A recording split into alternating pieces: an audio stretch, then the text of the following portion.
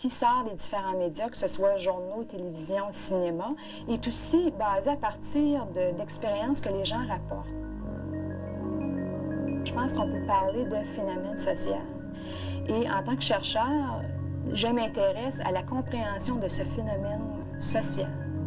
Les tenants de l'hypothèse extraterrestre ont une place de choix dans les librairies nord-américaines. Le pionnier, c'est le New-Yorkais Bud Hopkins, qui a documenté des centaines de cas d'enlèvement, auteur de 2 best-sellers, Intruders et Missing Time. L'auteur américain Whitley Strieber, qui a rendu public son contact du 4e type dans Communion, a aussi éveillé l'intérêt de millions d'Américains et généré des vagues de témoignages. Aux États-Unis, le phénomène est devenu ce que certains appellent une religion science-fiction. Ici, à Boston, on prend la chose au sérieux. Les spécialistes organisent des groupes de thérapie et de support pour ceux qu'on appelle les UFO Experiencers. Nous sommes à Watertown, en banlieue de Boston. Peter, un acupuncteur de 38 ans, a dû prendre ses rêves pour la réalité. Des rêves qui le bouleversaient profondément sans qu'il sache pourquoi. En 1988, alors propriétaire avec sa femme psychothérapeute d'une auberge dans les Caraïbes, il vit quelques épisodes étranges à la frontière du rêve. Je me rappelle m'être tourné vers la gauche et avoir hurlé quelques obscénités à quelque chose qui se tenait debout dans mon salon. Je disais, « Je déteste ça, je ne veux plus endurer cela. » Ensuite, je me souviens que j'étais couché sur le divan et une lumière très brillante m'a frappé au front. Mon corps est devenu paralysé et raide. Je me suis mis à trembler comme si j'avais reçu un choc électrique. Plusieurs heures plus tard, je me suis réveillé et je suis revenu me coucher. J'étais très agité et bouleversé. C'est mon premier souvenir conscient. Peter porte le lendemain 2 curieuses marques derrière l'oreille. Agité et obsédé par ses souvenirs, il décide 2 ans plus tard d'aller consulter un psychiatre. Le docteur John Mack est le fondateur du département de psychiatrie de l'hôpital Cambridge, associé à l'université Harvard. Prix Pulitzer en 1977, il est aussi président de la Société internationale de psychologie politique. D'abord sceptique, le Dr Mack a documenté plus de 60 cas d'enlèvement, enfants et adultes. Il réfute l'argument de la contamination et de la manipulation sous hypnose. Le phénomène ressemble à un passage d'entités intelligentes d'un univers inconnu vers notre monde. Un passage qui a un impact puissant et réel sur les gens. Ces gens-là n'hallucinent pas et n'ont pas de maladie psychiatrique qui pourrait expliquer tout ça. Ce n'est pas une forme de psychopathologie ou une histoire d'abus sexuels qui serait une sorte de transfert. Ce n'est rien de ça.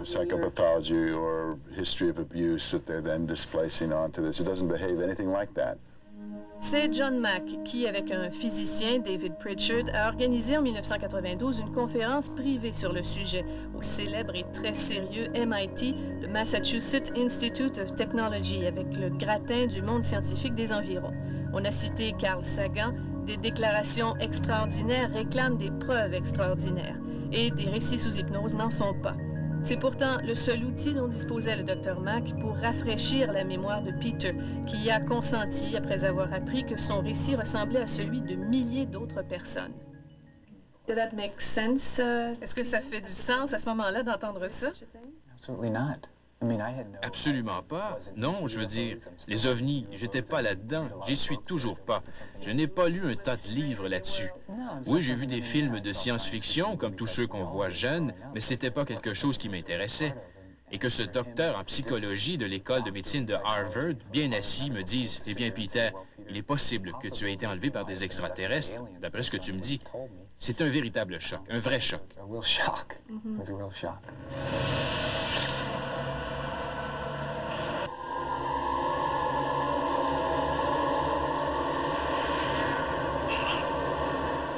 Sous hypnose, les détails de son récit correspondent en tout point à l'expérience de Whitley Strieber, l'auteur de Communion. Il aurait vu des êtres gris qui s'adressaient à lui par télépathie et des petits bonshommes à la peau bleue. Il se serait retrouvé nu, couché sur une table et aurait subi une sorte d'examen médical. Qu'est-ce qui s'est passé? Ils ont pris du sperme. J'appelle ça des échantillons de sperme. À ce moment-là de la régression, je ne pouvais pas en supporter davantage et j'ai perdu la tête. J'ai demandé d'arrêter Je ne voulais pas en voir plus. There is no way that I've been able to understand this or these experiences.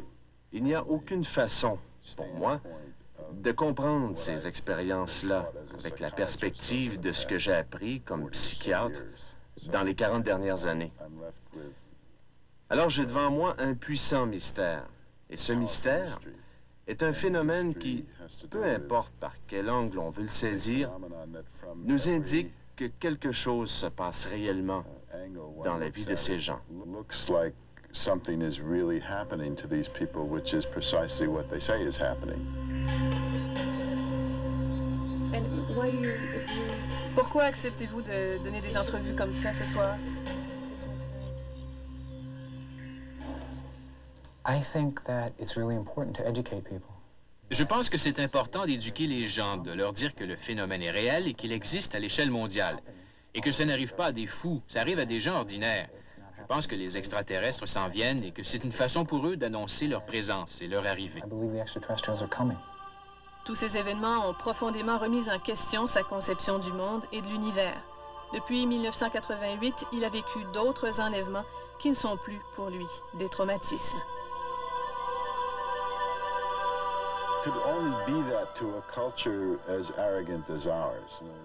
Il n'y a qu'une culture aussi arrogante que la nôtre qui puisse voir ce phénomène comme un bouleversement. Dans toutes les cultures, sauf dans l'esprit du monde occidental, au cours des 3 derniers siècles, on a conçu l'existence d'entités qui nourrissent l'âme et nous inspirent. Des entités de toutes sortes.